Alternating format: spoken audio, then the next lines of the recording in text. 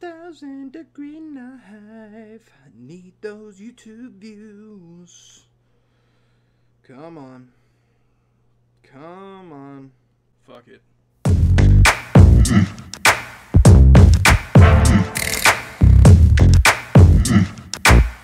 Hey, what's going on, everybody? This is Beanie Antics here, back with another tutorial video, and today we are going to be talking about zone hitting. This is really, now we're starting to get into the bread and butter of the tutorial series that I planned on doing leading up to 17.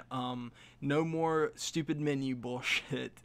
No more attributes or settings or any of that dumb shit. No, it's all gonna be gameplay here up until we get to the marketplace stuff, and so yeah, it's gonna be a little more entertaining. With that said, what we're gonna be talking about today, we are going to be talking about PCI placement, tracking pitches, managing your lineup, problems that people have starting out with zone, and really honestly problems people have like even if they're like good at zone like me. Like, I still kind of have a lot of these problems, but just stuff like that. But with all that said, let's get into it. All right, let's just fucking do it, man. Let's just fucking do it. Why are we at the lineup screen, Beanie Antics?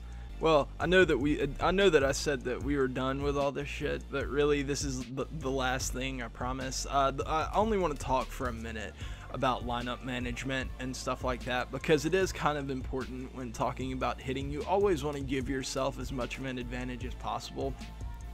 So what I like to do when creating my lineup, first of all, switch hitters are invaluable. They make it a lot easier to construct a lineup that is going to make sure that you're almost always in an advantageous position. But the main thing that I want to do is I want to make sure that I have alternating handedness, or at least I never have like back-to-back righties or back-to-back lefties. That's an important thing. Because if you have a lineup where you have 4 lefties in a row and then 4 righties in a row, it becomes easy, like late game, the meta late game becomes kind of easy for your opponent, because one inning they can throw that lefty in there and get 3 much easier outs. And then the next inning they can bring that righty in there, and they never have to make any decision, like really hard decisions in the game. You're making it a lot easier on them. So my suggestion is, switch hitters are always going to be more valuable than a right-handed or left-handed hitter of the same attributes. Like, always give the edge to the switch hitter, unless they have like something weird like auto shifts on them or something like that, like Mark Teixeira, maybe not as valuable, or something, unless there's like a weird little thing about them. Always give the benefit to the switch hitter, and try to have an alternating lineup. With that said, that's it. Main menu, get the fuck out of here. Okay, so the first thing that we're going to talk about is how to approach hitting from the same handedness. And this is, God, my freaking camera is different. No, I want strike zone. Okay. And what you really want to look for, everybody's going to have different approaches to hitting, really in any situation. Some people like to try to guess. I'm not a big fan of that. I'm more of a reaction type guy. But what I think works really well for hitting with the same handedness, like righty on righty, lefty on lefty, is, first of all, outside sliders are not your friend. That it's one of the hardest pitches to lay off of, and one of the hardest pitches to square up, and time and everything. They're just, I would let them go and hope that they're balls, unless you have 2 strikes, in which case fight them off. But when it comes to things like where to start your PCI and stuff, the first thing you want to do is take away that inside fastball, especially if you're in the lower levels, because people really like to pound the inside fastball. So My suggestion is, because I know a lot of people, we're going to talk about this in a little bit, a lot of people have problems with pulling down on the PCI. What I like to do is I like to start my PCI all the way, like I like to jam my analog stick all the way to the left, righty on righty, all the way to the right, lefty on lefty. So I have some sort of pressure force holding my thumb there. It's not just me, you know, trying to hold it steady in the zone, and when the pitch is coming right at it, I pull down at the last minute. That's not an effective way of doing that unless you just have crazy control over your reflexes, which if your name's not Pitching Rebel or Cardinal Bird, you probably don't. You want to start your PCI up here, and then you want to just rip the ball, you know, just react to wherever it's going to be. That's what you want to do. That right there is going to be a little harder to do because that pitch was right down the middle, and sometimes it's hard to get your PCI there. But that's the general idea of hitting. I'm terrible at this. Of talking and hitting at the same time. Is you want to take away that high and inside pitch. You want to lay off the low and outside slider, and you want to punish mistakes across the plate, especially low mistakes. I've noticed that if a slider you know, starts on the inside and breaks right down the meat of the plate near the bottom of the zone, those pitches get hit hard every time if you can get your PCI there. Curveballs, the same thing. Curveballs, really, if they're in the zone, they get hit hard pretty much anywhere if you can get your PCI on it. Change-ups, if they hang a change-up, same thing. But righty on righty, it seems to work better low. If you have like a slider that's high, like it's a little harder to really square those pitches up. And the reason why I start my PCI high in the zone is it's a lot easier for your thumb to go from up to down than it is from down to up. And you can test that out yourself to see it's a lot easier going up to down. It's really, really difficult going down to up. And it takes a lot of like thumb control. So I would recommend starting up in the zone and like kind of up and in, and then adjusting to everything else. Really, I think playing this as a guessing game is not the way to get to the World Series. You've got to hone your reactions in some way. Okay, this is something that I was talking about earlier. Pulling down on pitches is like the single biggest problem that new people to zone have. And honestly, like even experienced people with zone, they have problems with this. It is very, very difficult to keep your zone where you want it. That's why earlier I recommended jamming your deal up here, because what that allows you to do, I don't want to like shut the fuck up, I can't talk. Whenever you have your stick jammed up there, it gives you that pressure so that if you know, they throw an inside pitch, but it's not necessarily up and in. You just saw it there. It was down and in. So if they don't throw a pitch up and in, you have a much easier time of controlling where your stick is going to go. And you know, even if it's a little off center horizontally, it's still going to get enough of the ball. If you can hit it vertically, it's going to get enough of the ball so you make really good contact on it. If you try to, I'll try it right here to just kind of control my PCI. Well, I did, and I hit long fly ball, but it's pretty difficult to do. It's not easy. Your tendency is to pull down. I guess I've just gotten kind of good at it, but at not pulling down. Plus, they're telling me where the pitch is going to be, you know, at least to a certain extent. But I really think, and whenever I say jam the stick, you know, one way or the other, I'm only talking about hitting with the same handedness, hitting righty on righty or hitting lefty on lefty. We're going to talk about hitting opposite handed, like what you're going to face most of the time, lefty on righty. We're going to talk about that in just a minute. But when you're facing the same handedness, try to really utilize this technique of jamming the stick up here, because it gives you a lot more bat control, I feel. See, that's a bomb right there, right? No? Miggy, where's your power, homeboy? Golly. All right, now we're going to talk about hitting lefty on righty. Lefty on righty, you want to have a little more touch with where you start your PCI. You want to start it, in my opinion, where I start it, and you know, different strokes for different folks. But where I start it is just a little. I do this weird thing, just get my thumb loose, and then I start it just a little bit off center here. Oh, I was just under that. A lot of people want to start their PCI in the middle of the zone, and once they see the pitch, jam their stick up there and try to, you know, rush and get to that ball. That's not how you want to hit. With zone hitting, you want to track pitches. That's what it's called. It's called tracking pitches. And you know, there's so many problems with starting your PCI in the middle and trying to jam it to wherever the pitch is going to go, because that kind of assumes every pitch is going to be a fastball, because you have to react pretty quickly. You know, so if a pitch is a breaking ball and it starts at the, you know, high and outside corner of the zone and breaks to low and in, oftentimes your stick is going to be high and outside because that's where the pitch started. So the remedy for that is tracking pitches.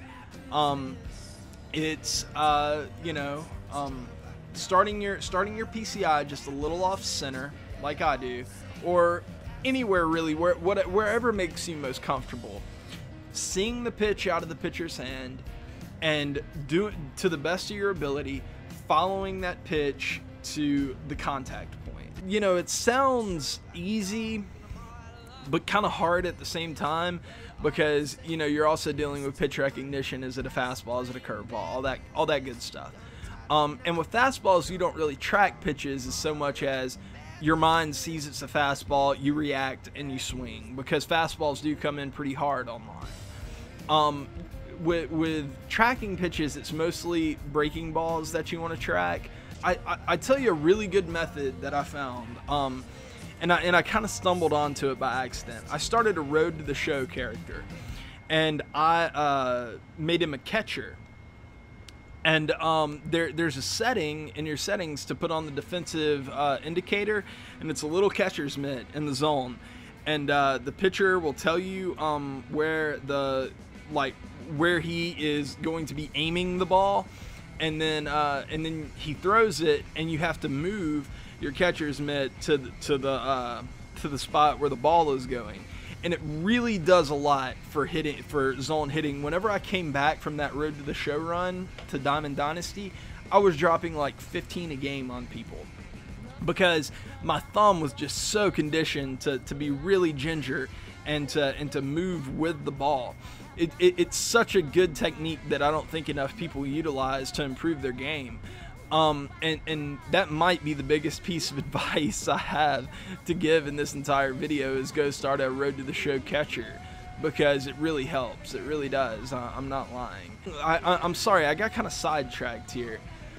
Hitting lefty on righty. You have a little bit more time, but that little bit of time makes a lot of difference. It allows you to really see the ball more and see the ball better. So you know, hitting like a fastball coming in righty on righty, it's so fast, and you have to react so quickly that if you even take like a split second to think about it, it's a late hit, or you know, a late out.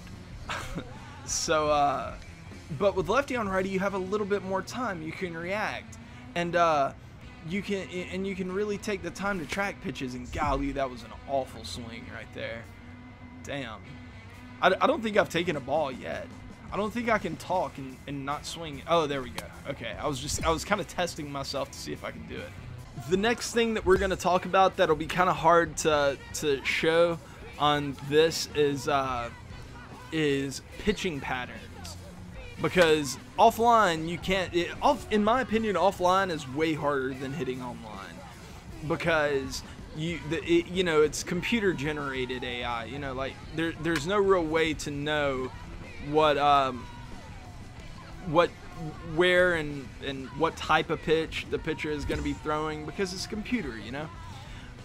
And with but online, you're playing another human opponent that's going to make mistakes, that has tendencies that are not that difficult to pick up if you really pay attention. That's the thing about hitting, is you know, there's the physical side, the reaction side to it, that, you know, just the see the ball, hit the ball side to it. But there's also the mental side to it. There's a side where, man, this guy sure does throw a lot of low changeups on, you know, on 2-2 counts. Like, or, man, whenever this guy gets 2 strikes, he sure likes to go with that high and inside fastball. And if you really pay attention, oh, that's a bomb. And if you really pay attention, you can start to pick up those patterns. And once you do, you can exploit them.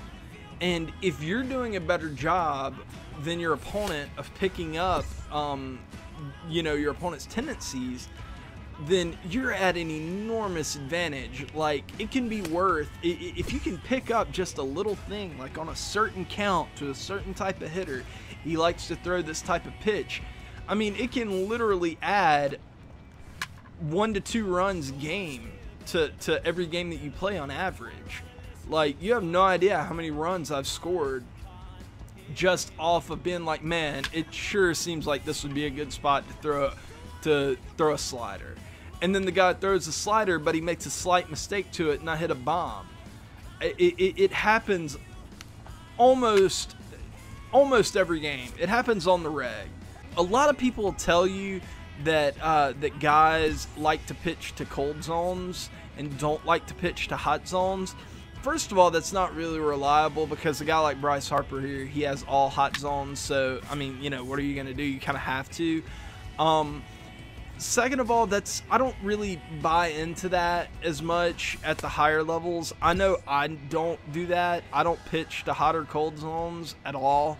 Really, I think that's a dumb way to pitch and a really predictable way to pitch. So yeah, I wouldn't like try to focus, like try to guess on some guy. You know, some guy has a cold zone that's the only one in a strike zone.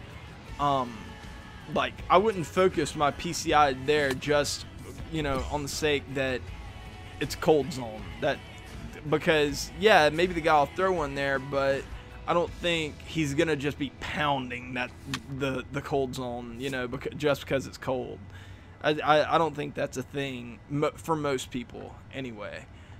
All right, and the last thing that I want to talk about with zone hitting is buy a monitor if you can buy a monitor.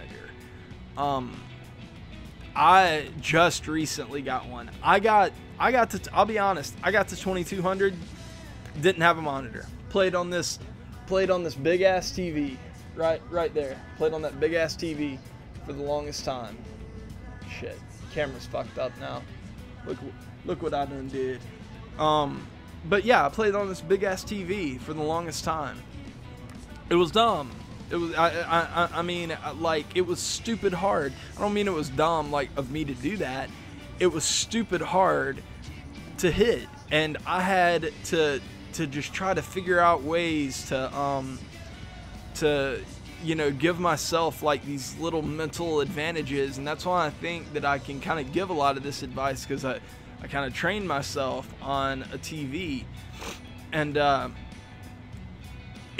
and I probably do have better reactions than, you know, a lot of people, at least, like, you know, eye to thumb reactions. Like, I don't know if a car is fucking coming at me, I probably jump out of the way much slower than you do. I don't really know how good, like, my applicable life reactions are. They're probably not very good, but in this game they're fucking good. But after I bought my monitor, it was night and day. It was night and day. Like, I started hitting so much better. It actually made my bat like kind of slow down. I had to slow myself down a little bit because there was no lag, input lag. But yeah, if you have the ability, go and buy a monitor. They're great. If you don't, and you know, you're stuck with the TV that you're playing on, you know, really dig into those mental advantages, because for a lot of people that's all they have, and your reactions are probably a lot better than people who are rated higher than you that just happen to have a monitor. But if you really give yourself those mental advantages, and you really and technical advantages too, because I think the jamming of the analog stick up here can be a benefit. Hitting righty on righty or lefty on lefty, I think it makes it a little easier. And just the why can't I talk? I just go brain dead, man. I'm gay. Just the mental advantage of being able to say, hey, you know, my opponent has tendencies, and I can pick up those tendencies and I can exploit those tendencies. That's a big thing. Anyways, guys, that's gonna do it for the zone hitting tutorial. This was I may do a follow-up video on zone hitting a little bit later, just in case there are like any changes that we need to know about with 17 with the ball physics or anything like that. You know, if there is, okay. And you know, maybe just kind of retouch a few of the points, because it is kind of late at night right now, and I feel like some of my points are kind of sloppy and just you know, but whatever. I think overall the advice that I gave was pretty good. And just know that zone hitting is different for everybody. So something that works for me and I think might work for a lot of people, you may be an outlier. Maybe it doesn't work for you. And if you find that that's the case, try something different. Message at me on Twitter, ask me and I'll play a friendly with you maybe, and see what's going on and see if maybe I can help you in some way. But with all that said, everybody, I will see you later on today. I'm gonna try to get in a DD game on here, and I'm gonna try to get in a Breath of the Wild video, but I'm totally unaccountable, and probably neither of those things are gonna happen. So yeah, until then, I will see you later. Maybe. Probably not. Maybe.